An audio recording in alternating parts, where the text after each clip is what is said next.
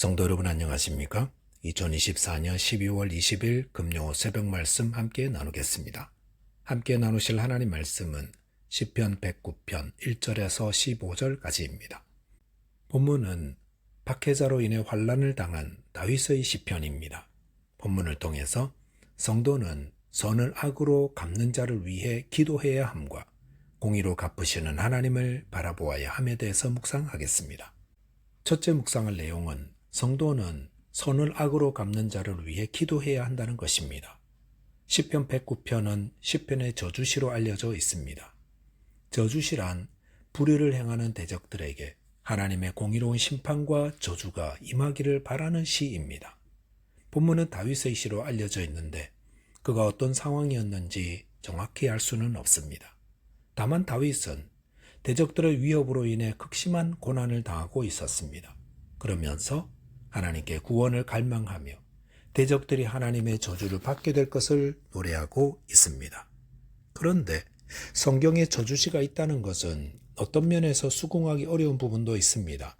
왜냐하면 성경은 원수를 사랑하고 기도하라 가르치는데 본문에서는 원수가 저주받기를 위해 기도하기 때문입니다. 하지만 본문에 나오는 저주시는 성경 전체의 가르침과 충돌하지 않습니다. 왜냐하면 이 저주시의 내용은 개인적인 사사로운 미움과는 구분되기 때문입니다. 그 대신 본문의 저주시는 하나님의 공의를 노래하고 있습니다. 다윗은 자신을 무고히 죽이려고 오랫동안 핍박하던 사울 왕을 살려주며 원수 사랑을 실천하였습니다. 하지만 공의로우신 하나님 앞에서 악을 행한 자들에게는 심판과 저주가 불가피하다고 노래한 것입니다. 또한 다윗은 이 저주와 복수를 자신이 행하지 않았고 하나님께 그 모든 것을 맡겼습니다.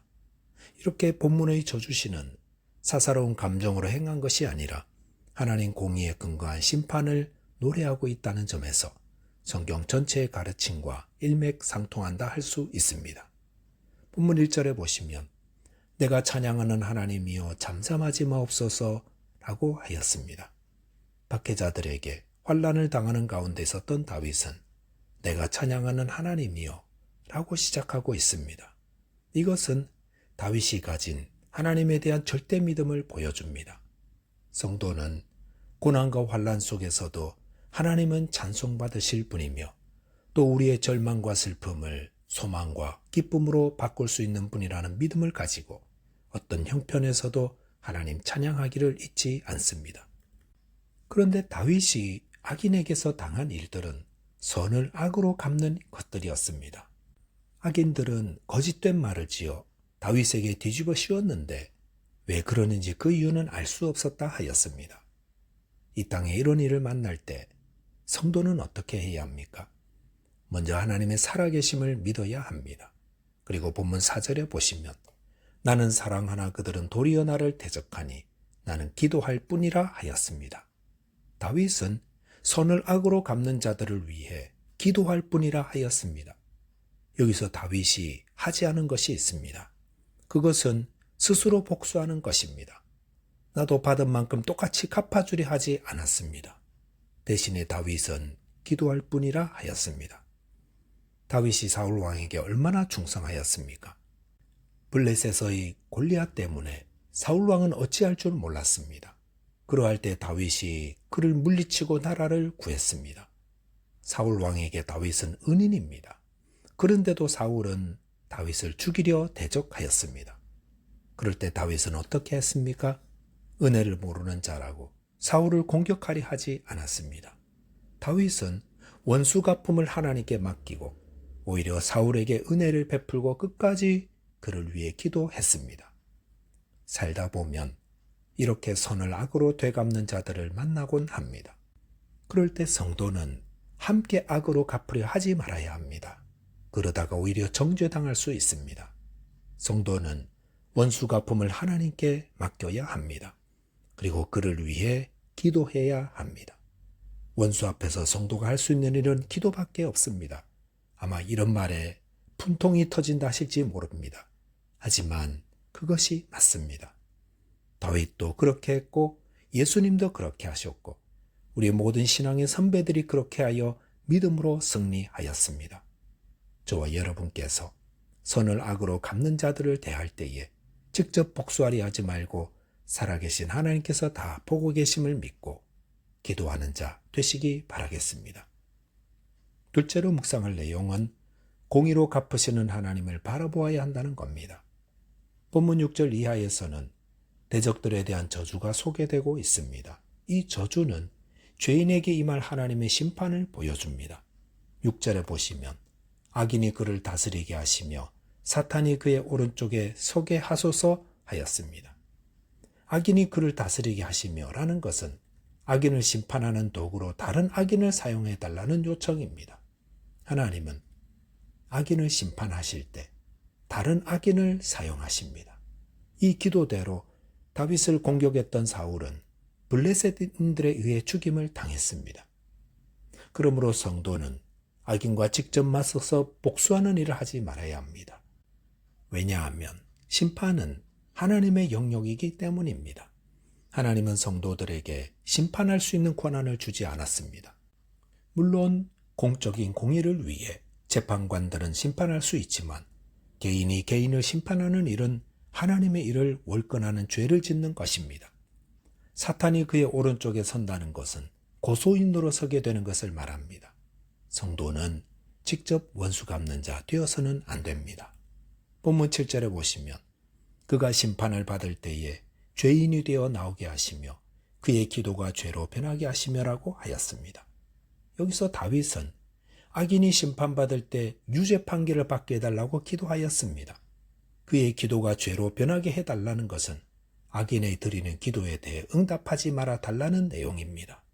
하나님은 악한 자가 드리는 기도를 듣지 않습니다. 악인의 기도가 응답받으려면 먼저 그가 행한 죄를 회개해야 합니다. 회개해야 할 죄를 안고 있으면서 하나님께 이런저런 기도를 하는 것은 오히려 죄가 됩니다.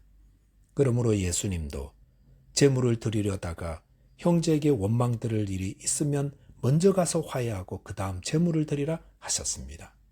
본문 8절에 보시면 그의 연수를 짧게 하시며 그의 직분을 타인이 빼앗게 하시며라고 하였습니다. 이 구절은 가룟 유다에게 임한 형벌입니다. 그는 예수님의 선을 악으로 갚은 자였습니다. 그 결과 그는 비참하게 죽고 말았습니다.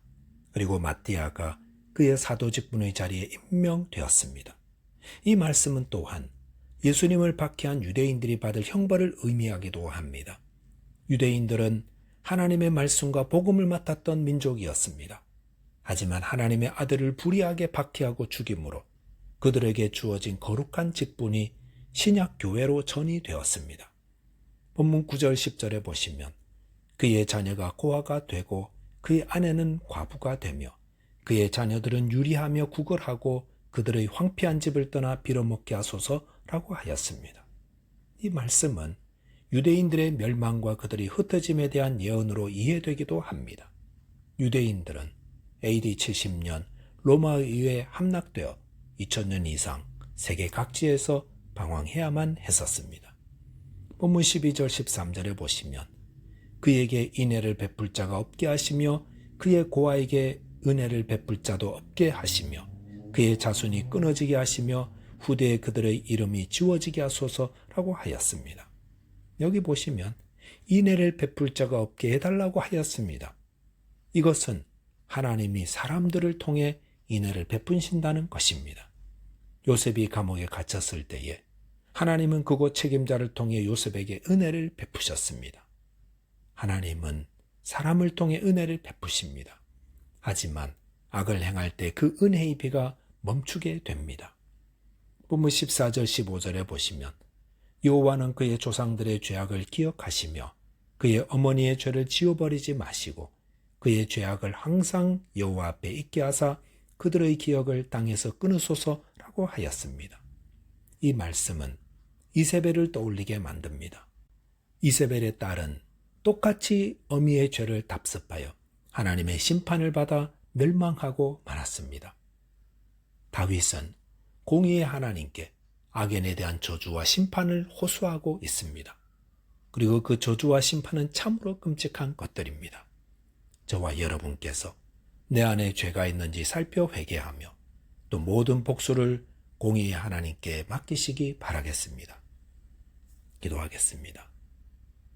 하나님 아버지, 선을 악으로 갚는 자에 대해 주님의 말씀대로 기도하는 자 되게 해 주옵소서. 또한 공의로 갚으시는 하나님을 의지하며 인내하며 또 회개하게 하여 주옵소서. 예수 그리스도의 이름으로 기도하옵나이다. 아멘. 오늘도 믿음 안에서 승리하는 하루 되시기 바라겠습니다.